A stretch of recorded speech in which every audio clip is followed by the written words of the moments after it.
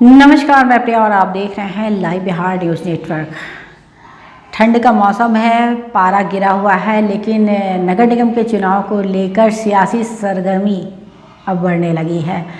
पार्षदों के द्वारा अपनी तैयारियां भी शुरू कर दी गई है और अपनी उपलब्धियों को गिनाया भी जा रहा है। लेकिन जिस तरह पंचायत चुनाव में लोगों ने विकास को अपना अहम मुद्दा बनाया, तो उसके बाद ये देखना काफ़ी निर्णायक होगा कि इस बार के नगर निगम के चुनाव में क्या स्थिति होती है और जनता किसे अपना प्रतिनिधि चुनती है। हमारी टीम रोज़ाना अलग अलग वार्ड में जा रही है और आपको वहां से रूबरू करवा रही है। ऐसी कड़ी में आज हमारी टीम वार्ड नंबर 25 पहुंची और वहां के पार्षद प्रतिनिधि सुजीत कुमार से मुलाकात की। आपको बता दें कि यहाँ से वर्तमान पार्षद रिंकू कुमारी हैं। तो आइए आज आपकी मुलाकात करवाते हैं वार्ड नंबर 25 के पार्षद प्रतिनिधि सुजीत कुमार से। सुजीत जी नमस्कार। नमस्कार। बहुत बहुत स्वागत है सुजीत जी बिहार न्यूज़ में। जी आपको भी। सुजीत जी, सबसे पहले तो हमारे दर्शकों को बताएं कि कैसा रहा कार्यकाल आपका, किस तरह से कार्य किया आपने अपने क्षेत्र के लिए। मैं सुजीत कुमार, पूर्व नगर परिषद अध्यक्ष।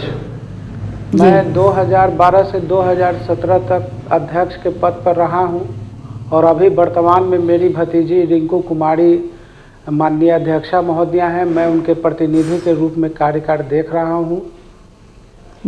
हमारे रीजन में और उनके अभी वर्तमान रीजन में हमारे पास खगौल नगर परिषद में टोटल 27 वार्ड हैं, जिन सभी वार्डों में लगभग कुछ रेल के पार्ट्स हैं। रेल के पार्ट्स को कुछ छोड़ करके सारे सिविलियन वार्ड में नली का निर्माण, गली का निर्माण, रोड पे और टोटल वार्ड में लाइट्स की व्यवस्था, जो अभी लगभग लाइट्स की व्यवस्था हम लोगों के द्वारा 1300-1400 के बीच में कर दी गई है।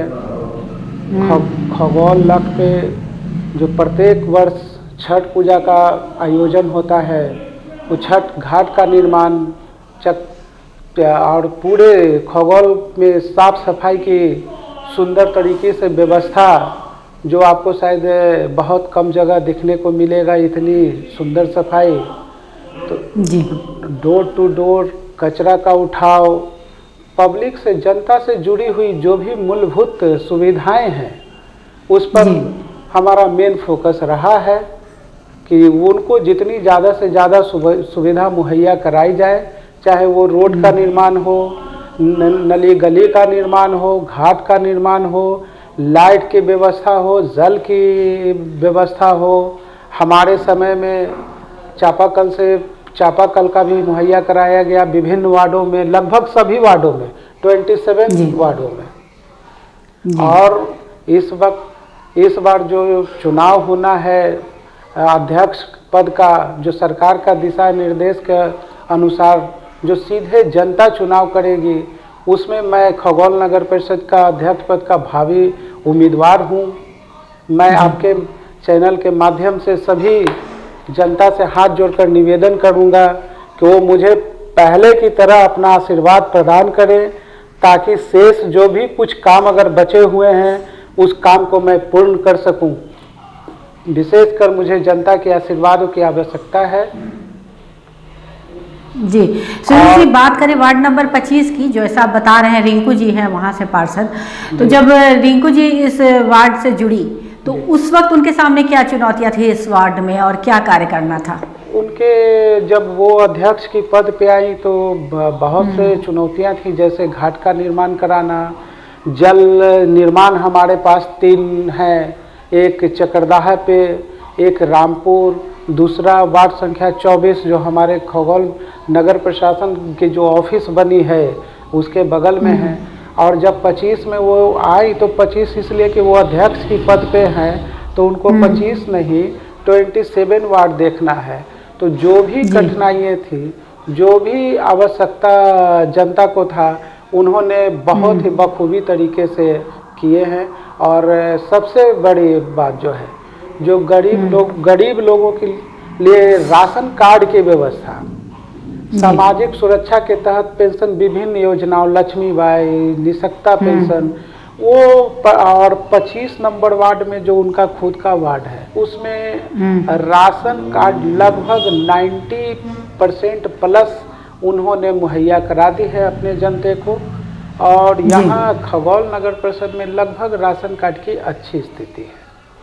जी, अच्छा, आवास योजना की बात की जाए, उसके अंतर्गत कितने लोगों को चिन्हित किया गया और कितने लोगों को लाभ मिला आवास योजना का? आवास योजना का हम लोगों के यहाँ एक थोड़ी सी समस्या आती है। आपके चैनल के माध्यम से मैं सरकार से निवेदन करूंगा, जो हमारे के यहाँ बहुत सा अनसर्वेड लैंड है, तो एक एलपीसी की आवश्यकता होती है जो सरकार की गाइडलाइन है। तो एलपीसी मिलने में थोड़ी सी नहीं, जिनके पास खाता खेसरा की प्लॉट है जो सर्वे लैंड है उसमें तो एलपीसी की कोई परेशानी नहीं है। तो अभी हम लोग के यहाँ लगभग 30-32 आवास बन के तैयार हो गए हैं, उन सभी लाभार्थी को मिल गया है और वो अपने उस नए आवास में प्रवेश कर चुके हैं। जी, अच्छा सर जी, ये बताएं कि जब क्षेत्र में लोगों से मिल रहे हैं, कैसा सहयोग मिल रहा है, कितना विश्वास लग रहा है कि दोबारा एक बार फिर से लोग चुनेंगे? मेरे प्रति पब्लिक का बहुत स्नेह और प्रेम मिल रहा है और मुझे विश्वास है कि मैं 100% पुनः आऊँगा अध्यक्ष के पद पर बन करके। जनता का आशीर्वाद मेरे साथ, मैं अब डोर टू डोर विजिट कर रहा हूँ, उनका आशीर्वाद और स्नेह प्रेम बहुत ही बढ़िया पॉजिटिव दिशा में है।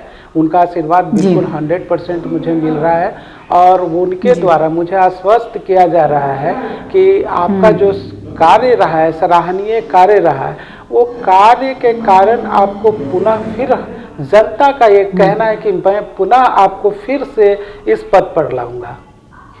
जी, अच्छा, एक बात और मैं आप जानना चाहूँगी कि जिस तरह से बीते कुछ दिनों में कोरोना का दंश झेला हम लोगों ने, पूरे देश ने, तो उस पीरियड में किस तरीके से कार्य किया आपने? कोरोना काल में हम लोगों ने अपनी जान को हथेली पर रखते हुए कोरोना का स्टेशन, चूँकि हमारे बगल में रेलवे स्टेशन है और जितने भी प्रवासी लोग बाहर से आ रहे थे वो हमारे दानापुर स्टेशन पे ही ठहराव होता था और वहाँ से उतरने के बाद उन्हें हम लोगों के द्वारा भोजन की भी व्यवस्था कराई गई। उसके बाद कुछ हम लोगों से जो अपने तरफ से बन पड़ा उनको कंबल की व्यवस्था, कुछ स्वेटर की भी व्यवस्था, अगर ठंड हुई तो उसमें, और गर्मी के मौसम में हुए तो उनको खाना की व्यवस्था भी कराई गई है। और हम लोग जान हथेली पर रख के सैनिटाइजेशन का काम, फॉगिंग का काम और जितने भी कार्य हैं कोरोना से जुड़े हुए वो सभी लोगों को डोर टू डोर जाकर के भी हम लोग उनका सैनिटाइजर का काम, फॉगिंग का काम, कीटनाशक जो नाली में छिटना है वो टोटल काम पर्याप्त मात्रा में हम लोग किए। जी, अच्छा, जिस तरह अभी ठंड बहुत है, इस वक्त आप लोगों ने किस तरह से कार्य कर रहे हैं लोगों के लिए, जो गरीब जनता है जिन्हें ज़रूरत है? ठंड को देखते हुए कुछ लोगों को मैं अपनी ओर से कंबल की व्यवस्था कराया हूँ और खगौल नगर परिषद के माध्यम से जो आश्रय विहीन है वो पुराने कार्यालय खगौल नगर परिषद है, उनके लिए, महिलाओं के लिए और पुरुषों के लिए आश्रय का अस्थायी आश्रय का निर्माण किया गया है, जिसमें लोग स्टेशन पे या कहीं भी भटकते हैं वो वहाँ आके सोते हैं। कंबल की व्यवस्था और चारपाई की व्यवस्था, मच्छरदानी की व्यवस्था, उन सारी सुविधाएं उनको मुहैया कराई जा रही है। जी, अच्छा, आपके वार्ड में बात की जाए तो वार्ड नंबर 25 की खासकर मैं बात करूंगी, महिलाओं की क्या समस्या है इस वार्ड में? महिलाओं की मुख्य समस्या राशन कार्ड थी। जो अगर विधवाएं महिला थे उनको पेंशन की समस्या थी, जो वृद्धजन थे उनको पेंशन की सुविधाएं थी, तो उनको लगभग मैक्सिमम मतलब 100 में 90+ हम लोगों ने उनका सारे कार्य कर दिए हैं और यहाँ की 25 की जनता जो है वो काफ़ी अत्यंत ही प्रसन्न है। जी, अच्छा, बीते 2 वर्षों में जल जमाव देखा हम लोगों ने बहुत ज़्यादा, इस पर आपके वार्ड में क्या स्थिति है? जल जमाव का मुख्य कारण था गैमेन इंडिया के द्वारा जो पुल का निर्माण किया गया है वो जगह जगह पर उसको अतिक्रमण कर दिए थे। तो अतिक्रमण करने के कारण जो है जल जमाव की स्थिति उत्पन्न थोड़ा सा हुई थी, जिसको भी हम लोगों ने सफलतापूर्वक उस पर सफलता प्राप्त कर लिए हैं। और अब एक कलभट का निर्माण हो गया है, जिसके कारण अब जल जमाव की स्थिति पहले से बहुत अच्छी बेहतर पोजीशन में आ गई है। जल जमाव का अब कहीं कुछ जल जमाव है नहीं।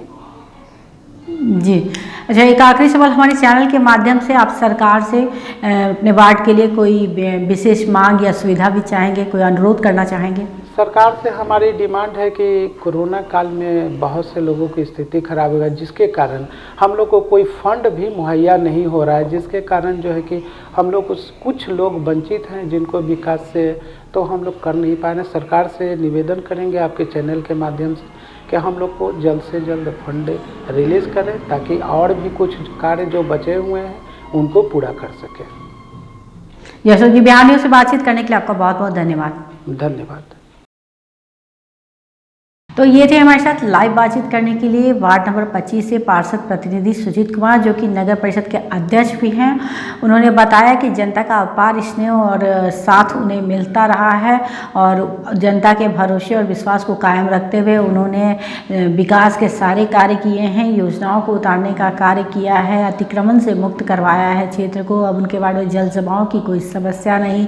साथ ही कोरोना काल में भी उन्होंने अपने तरफ से लोगों की काफ़ी मदद की है और उन्होंने सरकार से गुहार भी लगाई है कि उन लोगों को फंड की थोड़ी वृद्धि की जाए, जिससे कि क्षेत्र के विकास में वो और अधिक योगदान दे सके। इस तरह की तमाम खबरों से अपडेट रहने के लिए आप देखते रहे लाइव बिहार न्यूज़ नेटवर्क।